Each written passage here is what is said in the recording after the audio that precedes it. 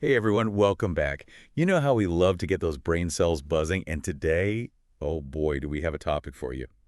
We're diving deep, and I mean really deep, into energy storage. Deep dive into energy storage. I like It's it. more relevant than ever, right? Yeah, And lucky for us, we've got a fantastic episode of Sustainability Rewired by Masood Khan to guide us. I'm familiar with his work. Always insightful. Totally. So, no time to waste.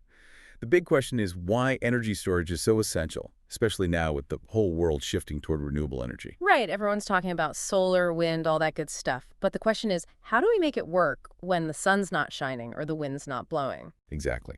And that's where this whole energy storage thing comes in. Khan breaks it down into 5 main points. We've got advanced batteries, grid stability, that's a big one, economic benefits, which, let's be honest, always gets people's attention, policy support, and how this all ties in with the electric vehicle revolution. Sounds like we've got a lot to unpack. We do.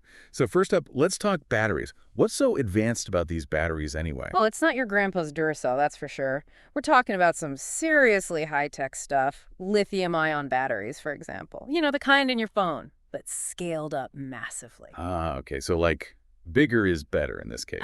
In a way, yes. But it's not just about size. Flow batteries are another big player.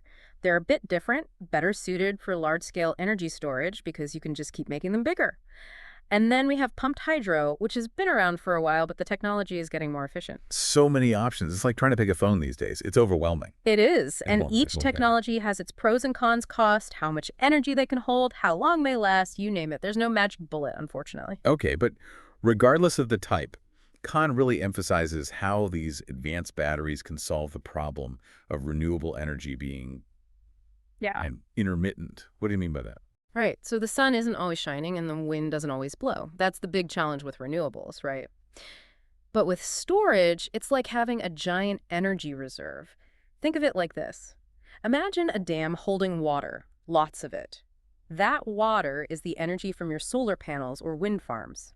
Okay, I'm with you. So when the sun goes down or the wind dies down, instead of everything going dark, we can release that stored energy from the batteries from that dam to keep things running smoothly. It's like having a backup generator, but instead of guzzling fossil fuels, we're using clean, stored energy. That's a great analogy. So we're using batteries to essentially bottle up sunshine and wind. Now, Khan also mentioned economic benefits, and you know me, I'm always up for saving a buck or two. What's the deal there? Ah, yes, the economics. Yeah. This is where it gets interesting. Have you ever heard of peak shaving? Peak shaving. Sounds like something a barber would do. Huh. Well, not quite.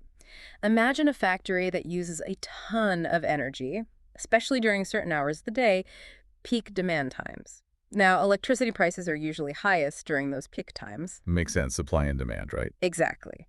But instead of paying those sky-high prices, factories can use energy they've stored up in their batteries, essentially shaving off that expensive peak demand from the grid. That's so smart. So it benefits everyone.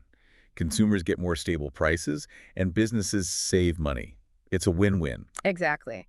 And this ties directly into the electric vehicle revolution we're seeing. Imagine a world where your EV is not just a car, but also a mini power plant on wheels. Okay, now you're blowing my mind. Think about it. During those peak hours, your car, plugged in at home, could actually send some of its stored energy back to the grid, further stabilizing the electricity supply. And, get this, you could potentially even make some money by selling that energy back. It's called vehicle-to-grid technology, or V2G for short. V2G. All right. Nah. It sounds futuristic, but I'm here for it. But let's be real, all this sounds great in theory, but we need some serious policy support to make it happen. What did Khan have to say about that? You're spot on. Policies can make or break new technologies. Luckily, there's a global push for incentives to encourage energy storage adoption. We're seeing things like tax breaks for homeowners who install home battery systems. For businesses, there are subsidies for investing in large-scale storage. It's all about making it more attractive and affordable. Right. Gotta love a good tax break, right?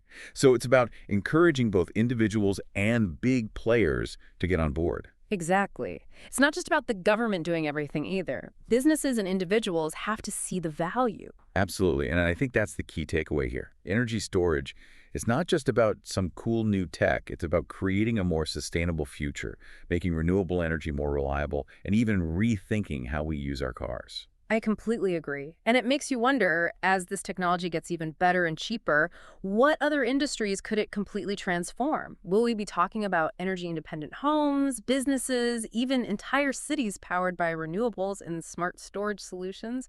Exciting stuff to think about. It really is. And that's where we leave you today with more questions than answers. But hey, that's what makes this so fascinating. Thanks for joining us on this electrifying deep dive into energy storage. Until next time.